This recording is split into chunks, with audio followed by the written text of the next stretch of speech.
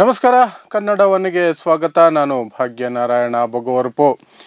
ಅಮೆರಿಕದಲ್ಲಿ ನೆಲೆಸಿರುವಂತಹ ಅಥವಾ ಅಲ್ಲಿಗೆ ಅಕ್ರಮವಾಗಿ ಪ್ರವೇಶ ಮಾಡಿದಂತಹ ಭಾರತೀಯರನ್ನು ವಾಪಸ್ ಕಳಿಸುವಂತಹ ಪ್ರಕ್ರಿಯೆಗೆ ಅಮೆರಿಕ ದೊಡ್ಡ ಮಟ್ಟದಲ್ಲಿ ಚಾಲನೆ ಕೊಟ್ಟಿದೆ. ಭಾರತೀಯರು ಮಾತ್ರ ಅಲ್ಲ, ವಿಶ್ವದ ಯಾವುದೇ ದೇಶದಿಂದ ಅಮೆರಿಕಾಗೆ ಅಕ್ರಮವಾಗಿ ಹೋಗಿರುವಂತಹ ವ್ಯಕ್ತಿಗಳನ್ನು, ಅಲ್ಲಿ ನೆಲೆಸಿರುವಂತಹ ವ್ಯಕ್ತಿಗಳನ್ನು ಅಥವಾ ಜನರನ್ನು ಅಮೆರಿಕ ಸರ್ಕಾರ ಹೊರದಬ್ಬುತ್ತಾ ಇದೆ, ಹೊರಗೆ ಬಿಸಾಕ್ತಾ ಇದೆ. ದಬ್ಬುತ್ತಾ ಇದೆ ಅನ್ನೋದಕ್ಕಿಂತ ಬಿಸಾಕ್ತಾ ಇದೆ ಅಂತ ಹೇಳಬೇಕು. ಯಾಕೆಂದರೆ ಟ್ರಂಪ್ ಸರ್ಕಾರ ಅಸ್ತಿತ್ವಕ್ಕೆ ಬಂದ ತಕ್ಷಣವೇ ಅದನ್ನು ದೊಡ್ಡ ಮಟ್ಟದಲ್ಲಿ ಮಾಡ್ತಿದ್ದಾರೆ. Trump is always behind immigrants. ವಲಸಿಗರನ್ನು ಕಂಡ್ರೆ ಟ್ರಂಪ್ಗೆ ಆಗಲ್ಲ, ಅಮೆರಿಕನ್ನರಿಗೇ ಇರಬೇಕು ಅನ್ನುವಂತಹ ವಾದವನ್ನು ಮಂಡಿಸುವ ಮನಸ್ಥಿತಿಯ ರಾಷ್ಟ್ರಪತಿ ಟ್ರಂಪ್. ಅವರು ಅಧ್ಯಕ್ಷರಾಗಿ ಅಧಿಕಾರ ವಹಿಸಿಕೊಂಡ ತಕ್ಷಣ ಮೊದಲ ಕೆಲಸನೇ ಡಿಪೋರ್ಟ್ ಮಾಡುವಂತಹದ್ದು, ಅಕ್ರಮ ವಲಸಿಗರನ್ನು ಗಡೀಪಾರು ಮಾಡುವಂತಹದ್ದಕ್ಕೆ ಸಹಿ ಹಾಕಿದ್ರು. ಅದರ ಫಲಶ್ರುತಿಯಾಗಿ ಈಗ ಎಲ್ಲ ದೇಶದ ನಾಗರಿಕರನ್ನು ಸಹ ಹುಡುಕಿ ಅಕ್ರಮ ವಲಸಿಗರನ್ನು ಅವರನ್ನು ಹೊರಗಾಕುವಂತಹದ್ದು, ಇಲ್ಲ ಗ್ವಾಟಮಾಲಾ ಜೈಲಿಗೆ ಕಳಿಸುವಂತಹದ್ದನ್ನು ಅವರು ಮಾಡ್ತಿದ್ದಾರೆ. ಅದರಲ್ಲಿ ಭಾರತೀಯರು ಸಹ ಇದ್ದಾರೆ. ಒಂದು ಲೆಕ್ಕದ ಪ್ರಕಾರ 1 ಲಕ್ಷಕ್ಕಿಂತ ಹೆಚ್ಚು ಭಾರತೀಯರು ಅಲ್ಲಿ ಅಕ್ರಮ ವಲಸಿಗರಾಗಿ ಇದ್ದಾರೆ. ಅದರಲ್ಲಿ ಮೊದಲ ಬ್ಯಾಚ್ ನಿನ್ನೆ ಅಲ್ಲಿಂದ US ಏರ್ಫೋರ್ಸ್, ಅಮೆರಿಕದ ಏರ್ಫೋರ್ಸ್ ವಿಮಾನದಲ್ಲಿ ಹೊರಟಿತ್ತು.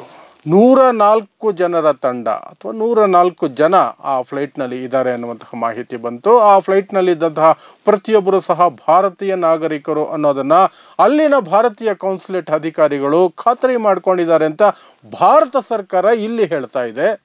ಸೊ ಅಲ್ಲಿಂದ ಬರ್ತಿರುವಂತಹ ಎಲ್ಲ 104 ಜನ ಅಕ್ರಮ ವಲಸಿಗರು, ಅಮೆರಿಕದಲ್ಲಿ ನೆಲೆಸಿದ್ದಂತಹ ಅಕ್ರಮ ಭಾರತೀಯ ವಲಸಿಗರು ಭಾರತದ ಪ್ರಜೆಗಳೇ ಅಂತ ಭಾರತ ಅದನ್ನು ಪರಿಶೀಲನೆ ಮಾಡಿದ್ದೀನಿ ಅಂತ ಒಪ್ಕೊಂಡ ನಂತರ ಈಗ ಇಲ್ಲಿಗೆ ಇವತ್ತು ಪಂಜಾಬ್ನ ಅಮೃತ್ಸರ ಏರ್ಪೋರ್ಟ್ಗೆ ಬಂದು ಇಳಿದಿದೆ ಆ ವಿಮಾನ. ಇದರ ನಡುವೆ ಒಂದಷ್ಟು ಫೋಟೋಗಳು ಹರಿದಾಡೋದಕ್ಕೆ ಶುರುವಾದವು. ಒಂದಷ್ಟು ಜನ ಏರ್ಫೋರ್ಸ್ ಪ್ಲೇನಲ್ಲಿ ಕೂತಿದ್ದಾರೆ. ಅವರ ಕಾಲುಗಳಿಗೆ ಚೈನುಗಳನ್ನು ಹಾಕಿ ಕಟ್ ಹಾಕಲಾಗಿದೆ, ಕೈಗಳನ್ನು ಕಟ್ ಹಾಕಲಾಗಿದೆ, ಮಾಸ್ಕ್ಗಳನ್ನು ಹಾಕಲಾಗಿದೆ. ಇನ್ನೊಂದು ಫೋಟೋದಲ್ಲಿ ಏರ್ಪೋರ್ಟ್ ಫ್ಲೈಟ್ ಹತ್ಸೋದಕ್ಕಿಂತ ಮೊದಲು ಒಂದಷ್ಟು ಜನ ಕೈ ಕಾಲುಗಳಿಗೆ ಬೇಡಿಗಳನ್ನು ಹಾಕಿ ಅವರನ್ನು ಕರ್ಕೊಂಡು ಬರ್ತಾ ಇರುವಂತಹ ಎಲ್ಲ ಫೋಟೋಗಳು ಸಹ ಬಂದವು. ಅದರ ಜೊತೆಗೆ ಸುದ್ದಿ ಮಾಧ್ಯಮಗಳು ಸಹ ಅದನ್ನು ಪ್ರಸಾರ ಮಾಡಿದ್ವು. ಭಾರತೀಯರನ್ನು ಪ್ರಾಣಿಗಳಿಗಿಂತ ಕಡೆಯಾಗಿ ಕರ್ಕೊಂಡು ಬರಲಾಗ್ತಿದೆ, ತಂದು ಬಿಸಾಕ್ತಿದ್ದಾರೆ ಅನ್ನುವ ರೀತಿಯಲ್ಲಿ ಸುದ್ದಿಗಳನ್ನು ಪ್ರಕಟ ಮಾಡಿದ್ರು. ಪ್ಲಸ್ ಆ ಏರ್ಫೋರ್ಸ್ ಫ್ಲೈಟ್ ಏನಿದೆ ಅದು ನಾರ್ಮಲ್ ಫ್ಲೈಟ್ ಆಗಿರೋದಿಲ್ಲ, ಅದರಲ್ಲಿ ಲಕ್ಸುರಿಯಸ್ ಸೀಟಿಂಗ್ ಆಗಿ ಕಂಫರ್ಟಬಲ್ ಸೀಟಿಂಗು ಸಹ ಇರೋದಿಲ್ಲ. ಒಂದು ಬೆಂಚ್ ಥರ ಇರ್ತವೆ, ಆ ಬೆಂಚಿನ ಮೇಲೆ ಸಾಲಾಗಿ ಕೂತ್ಕೋಬೇಕಾಗತ್ತೆ. ಗಂಟೆಗಟ್ಟಲೆ ಹಾಗೆ ಕೂತ್ಕೊಳ್ಳೋದು ಸಹ ದೊಡ್ಡ ಸಮಸ್ಯೆನೇ.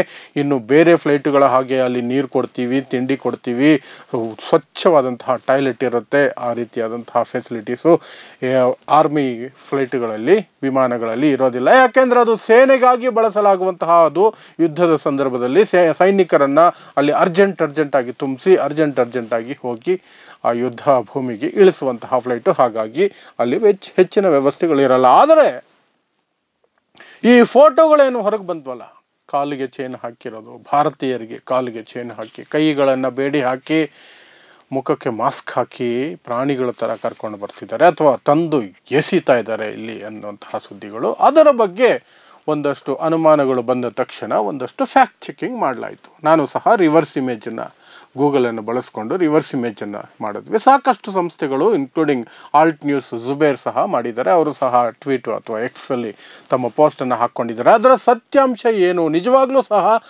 ಭಾರತೀಯರನ್ನು ಆ ರೀತಿಯಾಗಿ ಮೃಗೀಯ ರೀತಿಯಲ್ಲಿ ಅವರನ್ನು ಅಥವಾ ಅಮಾನವೀಯವಾಗಿ ನಡೆಸ್ಕೊಳ್ಳಾಗ್ತಿದೆಯಾ, ಬೇಡಿಗಳು ಹಾಕಿ ಕಾಲಿಗೆ ಕೋಳ ಹಾಕಿ ಕರ್ಕೊಂಡು ಬರಲಾಗ್ತಿದೆಯಾ ಅನ್ನೋದ್ರ ಬಗ್ಗೆ ಒಂದಷ್ಟು ಫ್ಯಾಕ್ಟ್ ಚೆಕ್ ಮಾಡಿದಾಗ ಆ ಫೋಟೋಗಳು ಭಾರತೀಯರದ್ದಲ್ಲ ಅನ್ನೋದು ಖಾತ್ರಿ ಆಯಿತು. ಈ ಫೋಟೋಗಳು 1 ವಾರದ ಹಿಂದಿನ ಫೋಟೋಗಳು ಸುಮಾರು. ಆ ಫೋಟೋಗಳಲ್ಲಿರುವಂಥವ್ರು ಯಾರೂ ಸಹ ಭಾರತೀಯರಲ್ಲ, ಅವರೆಲ್ಲರೂ ಸಹ ಈಕ್ವೆಡೋರ್ ಮತ್ತು ಕೊಲಂಬಿಯಾ ದೇಶದ ಪ್ರಜೆಗಳು. ಅವರು ಅಕ್ರಮವಾಗಿ ಅಮೆರಿಕವನ್ನು ಪ್ರವೇಶಿಸಿದ್ರು. ಅವರನ್ನು ಗ್ವಾಟಮಾಲಾ ಜೈಲ್ ಅಂತಿದೆ, ಒಂದು ಸಮುದ್ರದ ನಡುವೆಯಲ್ಲಿ ಒಂದು ಜೈಲನ್ನು ಮಾಡಿದ್ದಾರೆ ಅಮೆರಿಕದಲ್ಲಿ. ಅಲ್ಲಿಗೆ ಕರ್ಕೊಂಡು ಹೋಗುವ ಸಂದರ್ಭದಲ್ಲಿ ತೆಗೆಯಲಾದ ಫೋಟೋಗಳು ಇವು ಭಾರತೀಯರದಲ್ಲ ಅನ್ನೋದು ಫ್ಯಾಕ್ಟ್ ಚೆಕ್ ಮೂಲಕ ನಮಗೆ ಗೊತ್ತಾಗುತ್ತೆ. ಹಾಗಾದರೆ ಭಾರತೀಯರನ್ನು ತುಂಬ ಪ್ರೀತಿಯಿಂದ ಅಪ್ಪಿ ಮುದ್ದಾಡಿ ಅವರಿಗೆ ಏನು ವಿದಾಯವನ್ನು ಹೇಳಿ ಸಾರಿ ಹೇಳಿ ಅವರಿಗೆ ಎಲ್ಲ ಫೆಸಿಲಿಟಿ ಕೊಟ್ಟು ಕಳಿಸಿದಾರ ಅಂದರೆ ಹಾಗೆ ಆಗಿರಲಿಕ್ಕೆ ಸಾಧ್ಯನೇ ಇಲ್ಲ.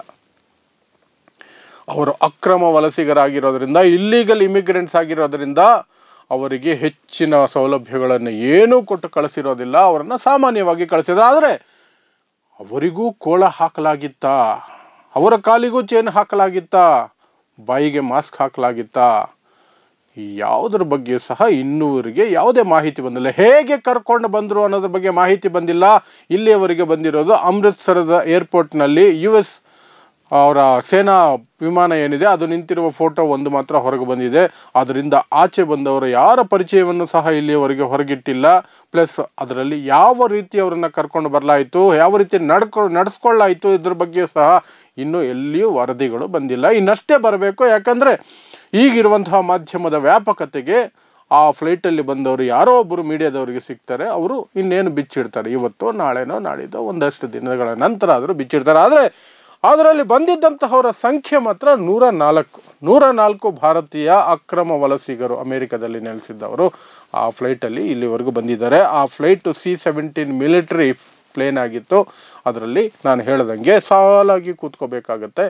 ಅಲ್ಲಿ ಸೀಟಿಂಗ್ ವ್ಯವಸ್ಥೆ ಅದು ಇದು ಹೆಚ್ಚಿಗೆ ಎಂಥದ್ದು ಇರಲಿಕ್ಕಿಲ್ಲ. ಇದರಲ್ಲಿ ವಿಶೇಷ ಏನು ಅಂದರೆ ಆ 104 ಜನರಲ್ಲಿ 48 ಜನ ಇದ್ದಾರಲ್ಲ, 48 ಜನ 25 ವರ್ಷಕ್ಕಿಂತ ಕಡಿಮೆ ವಯಸ್ಸಿನವರು. ಅವರೆಲ್ಲ ಪಾಪ ಯಾವುದೋ ಬ್ರೋಕರ್ ಮೂಲಕ, ಯಾವುದೋ ಮಧ್ಯವರ್ತಿಯ ಮೂಲಕ ಅಮೇರಿಕಾದಲ್ಲಿ ನಿಮಗೆ ಏನು ಸಿಟಿಸನ್ಶಿಪ್ ಕೊಡಿಸ್ತೀವಿ ಅಂತನೋ, ಉದ್ಯೋಗ ಕೊಡಿಸ್ತೀವಿ ಅಂತನೋ ಏನೇನೋ ಆಮಿಷಗಳನ್ನು ಒಡ್ಡಿ ಲಕ್ಷಾಂತರ ರೂಪಾಯಿ ಕಿತ್ಕೊಂಡಿರ್ತಾರೆ. ಪಾಪ ಲಕ್ಷಾಂತರ ರೂಪಾಯಿ ಕಿತ್ಕೊಂಡು ಅಲ್ಲಿಗೆ ಕರ್ಕೊಂಡು ಇಲ್ಲೀಗಲ್ ಆಗಿ ಅಲ್ಲಿ ಬಿಟ್ಟಿರ್ತಾರೆ. ಅವರೆಲ್ಲರೂ ಸಹ ಈಗ ಆ ಲಕ್ಷಾಂತರ ರೂಪಾಯಿಯನ್ನು ಕಳ್ಕೊಂಡಿರೋದು ಮತ್ತು ಇಲ್ಲಿಗೆ ಬಂದು ಅವರ ಜೀವನವನ್ನು ಮರುಸೃಷ್ಟಿ ಮಾಡ್ಕೋಬೇಕು, ಮತ್ತೆ ಕಟ್ಕೋಬೇಕಲ್ಲ, ಅದು ದೊಡ್ಡ ಚಾಲೆಂಜ್ ಆಗುತ್ತೆ. ಯಾಕೆಂತ ಪರಿಸ್ಥಿತಿ ನಿರ್ಮಾಣ ಆಗುತ್ತೆ ಅಂತಂದರೆ ಭಾರತದಲ್ಲಿ ಉದ್ಯೋಗ ಸೃಷ್ಟಿ ಆಗ್ತಾ ಇಲ್ಲ. Simple logic. ಇಲ್ಲಿ ಎಲ್ಲ ಇದ್ದರೆ ಯಾಕೆ ದೇಶ ಬಿಟ್ಟು ಯಾರಾದರೂ ಹೋಗ್ತಾರೆ? ಅದು ಹೊಲ ಮಾರಿ ಮನೆ ಮಾರಿ ಎಲ್ಲ ಕೊಟ್ಟಿರ್ತಾರೆ. ಪಾಪ ಏನು ಕಡಿಮೆ ಕೊಟ್ಟಿರಲ್ಲ, 25, 30, 40, 50 ಲಕ್ಷ ರೂಪಾಯಿವರೆಗೂ ಕೊಟ್ಟಿರ್ತಾರೆ. ಅಮೇರಿಕಾದ ಗ್ರೀನ್ ಕಾರ್ಡ್ ಕೊಡಿಸ್ತೀನಿ, ನಿಮಗೆ ಅಮೇರಿಕಾದ ಪೌರತ್ವ ಕೊಡಿಸ್ತೀನಿ ಅಂತೆಲ್ಲ ಆಸೆ ತೋರಿಸಿರ್ತಾರೆ. ತಿಂಗಳಿಗೆ 2 ಲಕ್ಷ 5 ಲಕ್ಷ 10 ಲಕ್ಷದ ಸಂಬಳ ಕೊಡಿಸ್ತೀವಿ ಅಂತ ಆಮಿಷ ತೋರಿಸಿ ಇವರನ್ನು ನಂಬಿಸಿರ್ತಾರೆ ಮಧ್ಯವರ್ತಿಗಳು. ಅವರ ವಿರುದ್ಧ ಕ್ರಮ ಕೈಗೊಳ್ತಾರ ಸರ್ಕಾರ? ಅದಂತೂ ಡೌಟು. ಅದೊಂದು ದೊಡ್ಡ ಜಾಲ. ಅದು ಆ ಜಾಲವನ್ನು ಯಾರೂ ಸಹ ಮುಟ್ಟೋದಕ್ಕೆ ಇಲ್ಲಿವರೆಗೂ ಪ್ರಯತ್ನ ಮಾಡಿಲ್ಲ. ಸಣ್ಣ ಪುಟ್ಟ ಅಲ್ಲಿ ಇಲ್ಲಿ ಪ್ರಯತ್ನಗಳು ನಡೆದರೂ ಸಹ ಸಣ್ಣ ಪುಟ್ಟ ಅರೆಸ್ಟ್ಗಳಲ್ಲಿ ಅದು ಮುಗಿದೋಗುತ್ತೆ. ದೊಡ್ಡ ದೊಡ್ಡ ಕಿಂಗ್ ಪಿನ್ಗಳು ಇಲ್ಲಿಯವರೆಗೆ ಯಾರೂ ಸಹ ಅದರಲ್ಲಿ ಬಂಧಿತರಾಗಿಲ್ಲ. ಸೊ ಇದು ಸದ್ಯಕ್ಕೆ ಅಮೃತ್ಸರದಿಂದ ಬರ್ತಿರುವಂತಹ ಸುದ್ದಿ. 104 ಜನ ಆ ಫ್ಲೈಟಲ್ಲಿ ಬಂದಿದ್ದಾರೆ. ಅವರಲ್ಲಿ 48 ಜನ 25 ವರ್ಷಕ್ಕಿಂತ ಕಡಿಮೆ ವಯಸ್ಸಿನವರು ಅನ್ನೋದು ಮಾತ್ರ ಮಾಹಿತಿ ಬಂದಿದೆ. ಮಿಕ್ಕಂತೆ ಬೇರೆ ಯಾವ ಮಾಹಿತಿನೂ ಬಂದಿಲ್ಲ. ಆ ಫೋಟೋಗಳು ಯಾವುದೂ ಸಹ ಭಾರತೀಯ ನಾಗರಿಕರಿಗೆ ಸಂಬಂಧಪಟ್ಟದ್ದು ಅಲ್ಲ ಅನ್ನುವಂಥದ್ದು. ಇನ್ನು ಇದರ ಎರಡನೇ ಮಗ್ಗಲನ್ನು ನೋಡೋದಾದರೆ, ಮಿಸ್ಟರ್ ಮೋದಿ ಮತ್ತು ಟ್ರಂಪ್ ಬಹಳ ಆತ್ಮೀಯ ಸ್ನೇಹಿತರು. ಎಲ್ಲೇ ನೋಡಿದ್ರು ತಪ್ಕೊಳ್ಳೋದೇನು, ಒಬ್ರಿಗೊಬ್ರು ಕೈ ಹಿಡ್ಕೊಂಡು ನಡೆಯೋದೇನು, ಓಹೋ, ಅವರನ್ನು ನೋಡಿದ್ರೆ ಇಬ್ಬರು ಸಹ ಚಡ್ಡಿ ದೋಸ್ತುಗಳು ಅನ್ಕೋಬೇಕು. ಆದರೆ ಈಗ ಆ ಸಂಬಂಧ ಹಳಸೋಗಿದೆ. ಅದಕ್ಕೆ ಕಾರಣ ಮೋದಿಯವರ ನಡವಳಿಕೆನೆ.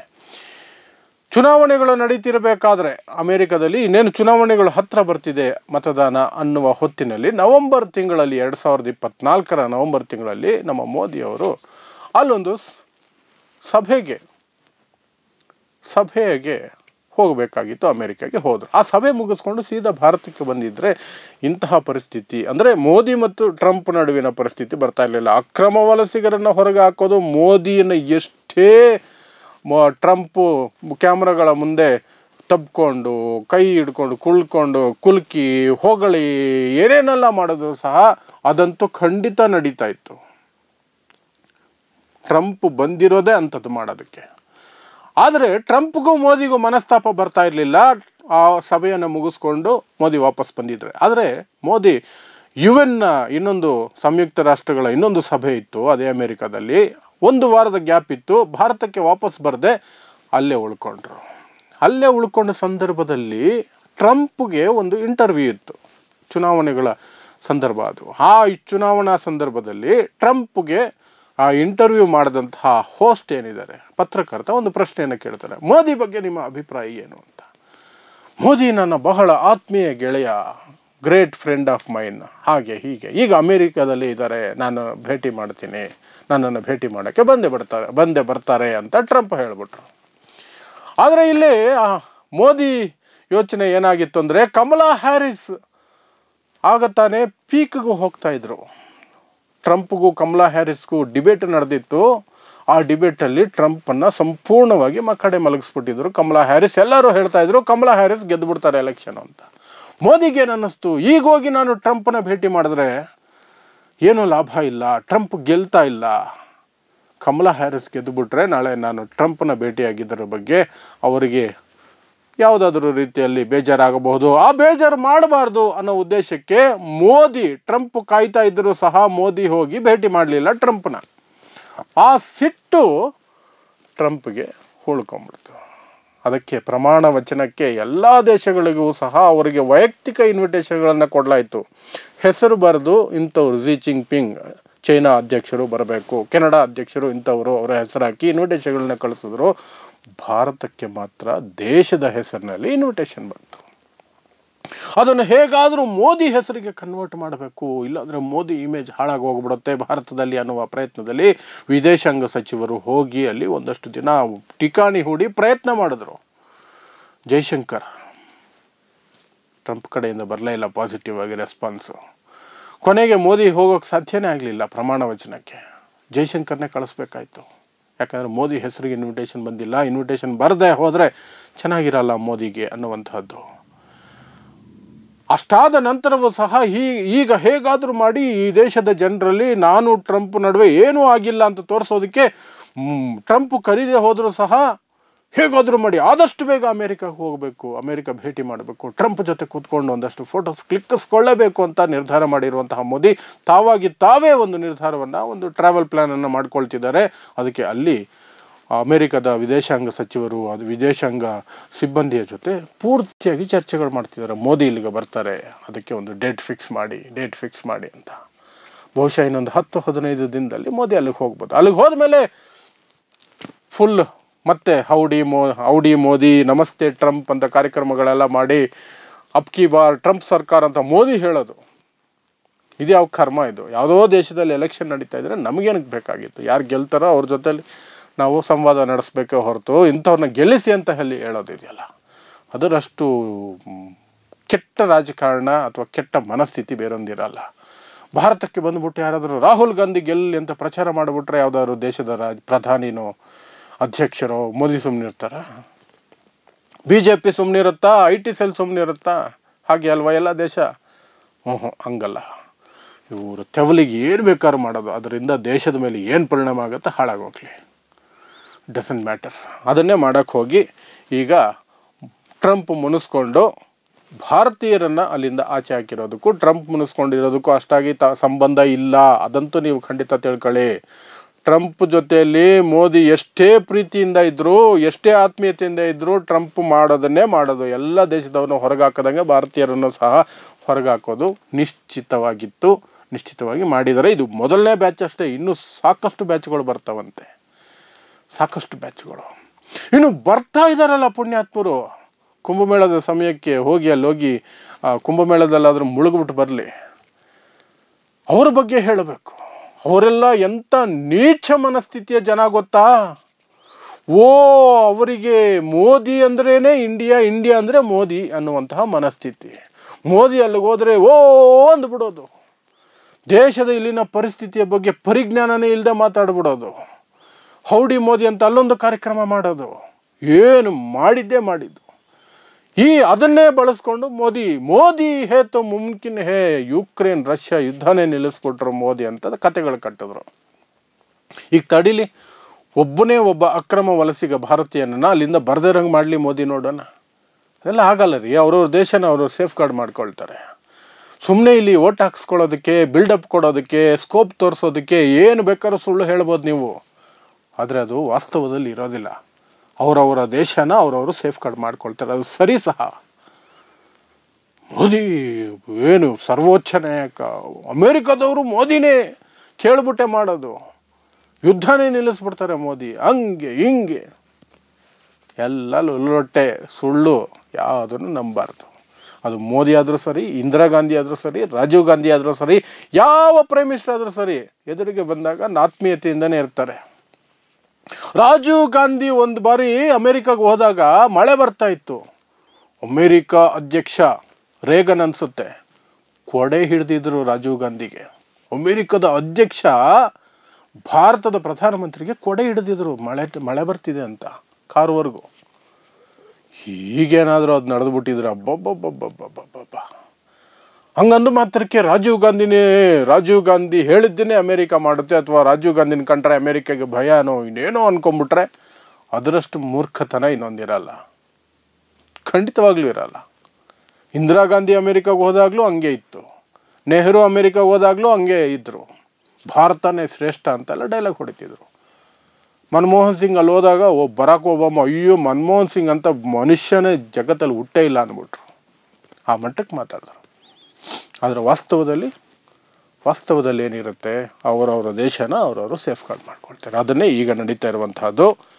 ಸೊ ಇದರಲ್ಲಿ 2 ವಿಚಾರ ಇದೆ. ಒಂದು, ಆ ಫೋಟೋಗಳೇನು ಹರಿದಾಡ್ತಾ ಇದ್ದಾವೆ, ಭಾರತೀಯರನ್ನು ತುಂಬ ಅಮಾನವೀಯವಾಗಿ ನಡೆಸ್ಕೊಳ್ಳಾಗ್ತಿದೆ, ಕಾಲುಗಳು ಕೈಗಳನ್ನು ಕಟ್ಟಿ ಹಾಕಿ ತಂದು ಎಸಿತಾ ಇದ್ದಾರೆ ಅನ್ನುವಂಥದ್ದು.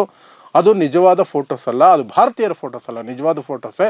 ಭಾರತೀಯ ಅಕ್ರಮ ವಲಸಿಗರದಲ್ಲ. ಭಾರತೀಯರನ್ನು ಹೇಗೆ ಕರ್ಕೊಂಡು ಬಂದರು ಅನ್ನೋದ್ರ ಬಗ್ಗೆ ಯಾವುದೇ ಮಾಹಿತಿ ಲಭ್ಯ ಆಗಿಲ್ಲ. ಮುಂದಿನ ದಿನಗಳಲ್ಲಿ ಹೊರಗೆ ಬರಬೇಕು ಅಷ್ಟೇ. ಇನ್ನೊಂದು, ಮೋದಿ ಮಾತು ಎಲ್ಲ ಕಡೆ ನಡೆಯುತ್ತೆ, ಮೋದಿ ವಿಶ್ವನಾಯಕ ವಿಶ್ವಗುರು ಅನ್ನೋದು ಡುಬಾಕೂರ್ ಕತೆ. ಅವರವರ ರಾಷ್ಟ್ರಕ್ಕೆ ಏನು ಬೇಕೋ ಅಷ್ಟನ್ನು ಅವ್ರು ಮಾಡ್ಕೊಳ್ತಾರೆ. ಎದುರಿಗೆ ಬಂದಾಗ ಸ್ಮೈಲ್ ಕೊಡ್ತಾರೆ, ಎಲ್ಲಿ ಏನು ಬತ್ತಿ ಇಡಬೇಕೋ ಅದನ್ನು ಇಡ್ತಾರೆ. ಇದನ್ನು ಅರ್ಥ ಮಾಡ್ಕೋಬೇಕಷ್ಟೆ. ನೋಡ್ತಾ ಇರಿ ಸಮಾಜಕ್ಕಾಗಿ ಕನ್ನಡ 1 ನ್ಯೂಸ್. ನಮಸ್ಕಾರ.